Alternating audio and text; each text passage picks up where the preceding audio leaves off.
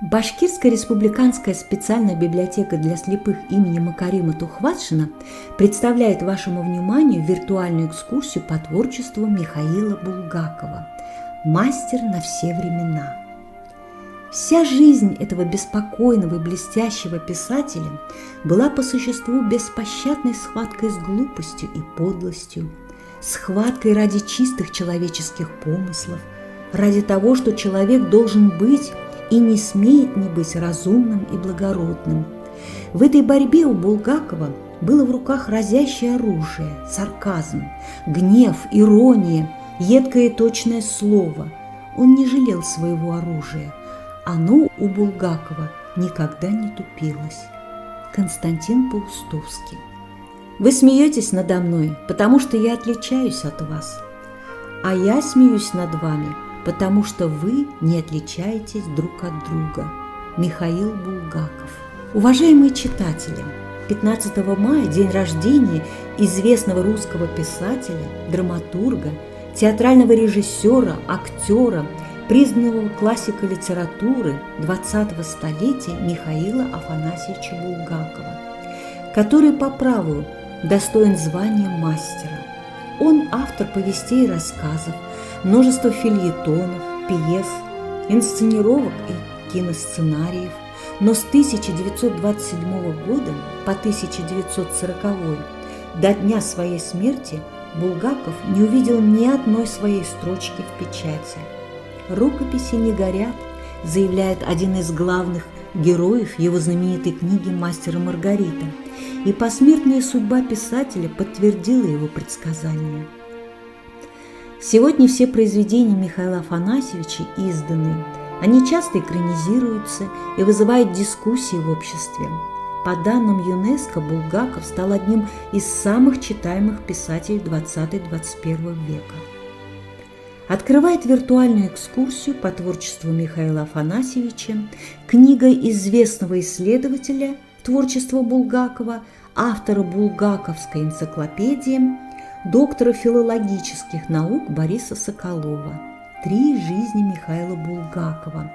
Москва, 1997 год», который сделал попытку по-новому осветить непростой жизненный и творческий путь Булгакова. Раскрываются тайны таких шедевров, как «Мастер и Маргарита», «Бег», «Дни Турбиных» и «Мольер». В сборник Михаила Булгакова «Великий канцлер. Князь тьмы. Москва, 2000 год» включены все наиболее значимые редакции знаменитого романа «Мастер и Маргарита», которые в разные годы имели названия «Черный маг», «Копыта инженера», «Великий канцлер», «Князь тьмы» и роман о дьяволе. Лишь в конце 1937 года это мистическое сочинение получило название «Мастер и Маргарита». Таким образом, на суд почитателей великого таланта выносится полный текст всех редакций и вариантов романа. Роман «Мастер и Маргарита» стал не только наиболее известным произведением Михаила Афанасьевича Булгакова, но и одной из самых таинственных книг XX века. Читатели растащили его на цитаты, персонажи стали по-настоящему культовыми, а исследователи романа бьются над его трактовкой уже несколько десятилетий. Роман «Мастер и Маргарита» представлен у нас в 3 форматах для незрячих: по Брайлю в 5-м томе собрания сочинений Михаила Булгакова, на MP3-диске и на флеш-карте. Плоскопечатным шрифтом роман «Мастер и Маргарита» вошел в книгу Михаила Булгакова «Избранная. Москва, 1988 год». Здесь, кроме романа, можно познакомиться с рассказами писателя: «Полотенце с петухом», «Вьюга», «Тьма египетская», «Морфий», «Псалом», «Я убил» и «Ханский огонь». В серии «Библиотека школьника» изданы произведения Михаила Булгакова, которые вошли в школьную программу для обязательного чтения и изучения: «Собачье сердце», «Белая гвардия», «Дни Турбиных», Москва, 2005 год. Эти произведения имеются в фонде библиотеки в брайльском и крупношрифтовом форматах, на диске и флеш-карте. Романы, вошедшие в книгу «Жизнь господина де Мольера», театральный роман «Уфа, 1991 год», могут быть причислены к лучшим творениям Михаила Булгакова. Оба произведения, как и жизнь самого писателя, связаны с театром. Через эту близкую ему тему он рассматривает проблемы жизни вообще и в частности. Проблемы взаимоотношений искусства, реальность, личность общества и так далее. Эти произведения Булгакова имеются также по Брайлю в собрании сочинений, том 4, на диске и флеш-картах. В крупношрифтовом формате представляем произведение Михаила Булгакова «Белая гвардия», Москва, 2012 год, и «Собачье сердце», «Роковые яйца», Москва, 2009 год, изданное издательством «Логос» Всероссийского общества слепых. Проблематика романа «Белая гвардия» в безвыходном, бедственном положении интеллигенции, как чуждого победителям класса. В их трагедии драма всей страны, ведь без интеллектуальной и культурной элиты Россия не сможет гармонично развиваться. В целом смысл романа «Белая гвардия» – это борьба.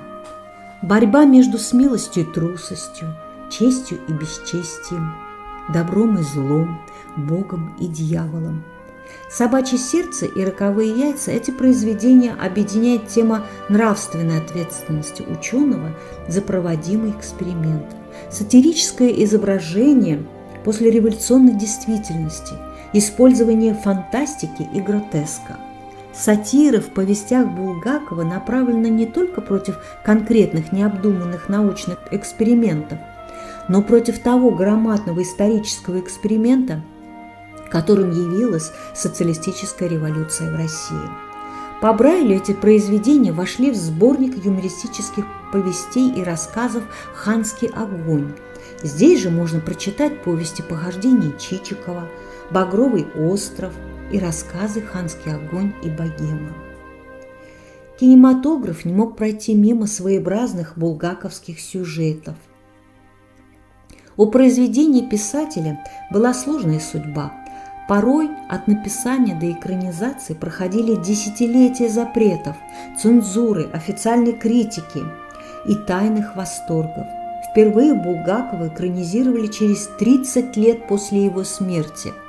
На данный момент существует около 40 его экранизаций в России и за рубежом.